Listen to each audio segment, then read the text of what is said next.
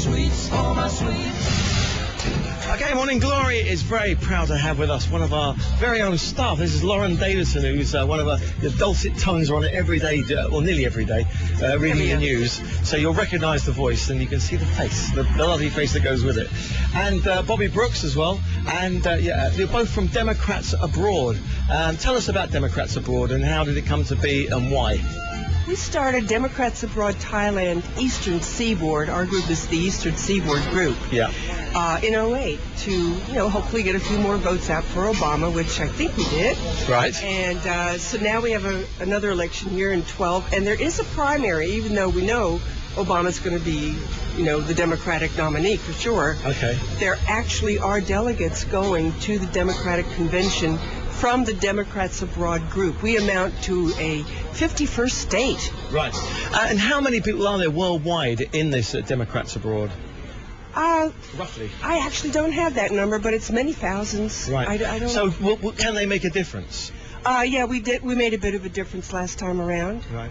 And sometimes these swing vote, the overseas votes can make a difference when they count. If there's they have to count all the votes that somebody questions the election results, and they go and they count every vote, including the abroad votes. Right, okay. And one thing I want to emphasize for everyone out there, Democrat or Republican, is you have to vote via registration this year. You have to if you're abroad, you have to go to a website like www.votefromabroad.org. I got on a T-shirt here. Hey, I like this Thai T-shirt here. There's a Thai one here. Look at this one. How about that? It says, what does that say in Thai? I hope. What does this say? Vote for? Or Thailand? Or Thailand for Obama? No, it says Obama 08. Okay. Hey, so you've got all your posters and stuff. Do you think it really makes a difference? I'm sure it does. Yeah? That's the question. Or is it a way of you just getting involved in it? Well, I want to be involved. I think it's very important if you have a democracy to participate. Okay, I really do. That's the key thing, yeah. I think. Yeah. Bobby, let's swing the microphone over to you, right? Sure. How do you think Obama has fared over the last few years? Well, you got to understand what he was handed was a very large ball of string, yarn, as we say 100, 200 feet tall. Yeah. That was not the easy thing to get that yarn back down to what it should have been when the Republicans first took office after Clinton. And a lot of people forget that, don't they? They do. They really do. You're actually inheriting problems. Exactly, and you can't just solve those problems in 1 or 2 years. It's an ongoing process, and you can't just say, okay, overnight fix the problems. I think he's making fairly good progress. There's a lot of people out there that want, they think that the president is a microwavable person, and that he can get things done in 2 minutes, like pizza or what have you. But it's not that way. Yeah. It's a long process. Next year, or this year, excuse me, it's a very important election, not only for the president, but for all the House, all the Senate in the federal government. All their seats are up. Yeah. All the seats are up in the state. Right. Every state has a senator and a House representative. All their seats are up. So you'll see a lot of changes, and what people are pushing for their own particular party is to keep their members in their seats, because those members of Congress actually help, for example, vote from abroad. Right. They're the ones who assist with that, and they're not any particular party, but that's the point that you have to understand, is that this is a very, very big election. I don't think this happens very often in our lifetime, when we have all the seats up, the presidential election and what have you. Now, I know you're from Hawaii. What exactly do you do here in Thailand, and how will it affect you? Well, it doesn't. Here in Thailand, I have a property development and real estate brokerage firm, and I also work as a warden for the embassy.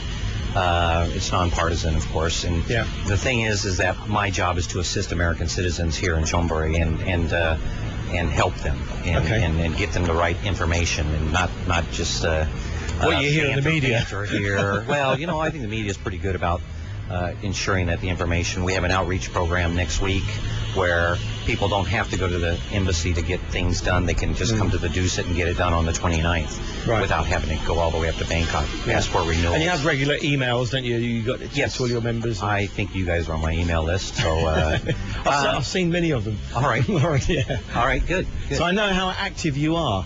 And I don't know exactly whether you need to do too much because, I mean, the general feeling is that the Democrats are going to win anyway, aren't they? What do you think, Lauren? Well, we know that Obama will be the Democratic nominee. There's really nobody contesting. Yeah, but what about actually winning the election? That's where the big challenge comes, and that's why our votes really count. Right. Lauren, what do you think his chances are? I think they're Seriously? very good, actually. They're very good. Okay, I've just had a letter here, or a note here from somebody on the west coast of America who says, I will tell you that the Republicans on this side of the pond are frankly scary. Talk about lack of depth, global understanding, so insulated from reality. So is that a fair assumption? Is that a fair summing up of them? You know, here in this world with the enormous problems we have with, you know, global warming, perhaps overpopulation, more diseases spreading, so many wars going on, and all they can talk about is contraception. Hello? Right. Can we have a real world here? Can we do get they back talk to the about 20th century here? Do they talk about those things sometimes to mask the reality of, like, you know, financial problems and things? They're appealing to the wingnuts. And America, unfortunately, has a lot of wingnuts. I love it, wingnuts. Yeah, they are. They are. All you wingnuts out there, hello. I'm sorry, people are too afraid. They haven't traveled enough. They don't know what's out here in the world. Right. And that's one of the complaints I bring back to the States when I go there. I say, you guys have no idea what the rest of the world is like. Yeah. You know, take a trip already. Yeah, this is true, actually. A lot of Americans don't travel, and so you're exactly right. They don't have a balanced view of the world, and they only know about foreign affairs from what they get told. But Bobby, you know, did you find that you need to educate more?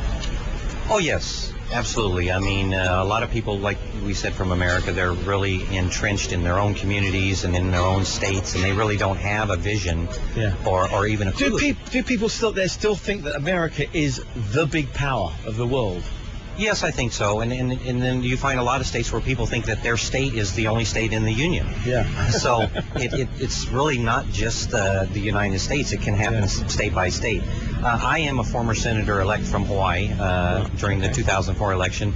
It was a Republican year, so, you know, I lost to the incumbent, but I won the primary. But I'm going back again to run again in 2016. It'll be another uphill battle if the Democrats don't get back into the House and leader of the House. But I'm willing and prepared to do it because I do want to serve my state, and I do want to continue to do everything I possibly can for all. Hawaii is a multi-ethnic state. It's really kind of separated from like the vote from abroad. They are 51st state. We are the 50th state. So I mean, I've been following the primaries a little bit, right? And I do notice that it does vary from state to state exactly, you know, the way that people think. What's the biggest danger? Finally, this is the final question. What's the biggest danger to the Democrats, to Obama getting re-elected? I would think if Obama slips up in any way, you know, he's been running a very even, smooth, and positive campaign. And they have been throwing everything at him, all these Republicans. They've been, you know, Santorum actually accused him of being, you know, working for the devil. You know, he's like, he's got his own theology. He's not a Christian, blah, blah. I mean, this is trash. It's just trash. And fortunately, not much of it sticks. I think most Americans are a little saner than that. And just one more thing. There was a lot of euphoria about a black president, having a black president, you know, to start off with. Has that sort of diminished a little bit now? I don't think so. No, not at all. You know, I think that in our Democratic Party, you know, race, ethnicity, you know, particular religions or whatever, they're all welcome, and we don't want to chastise anybody for anything that they do. Final point from Lauren. I want to invite everybody for Sunday here at the Media Cafe, starting at 3 o'clock.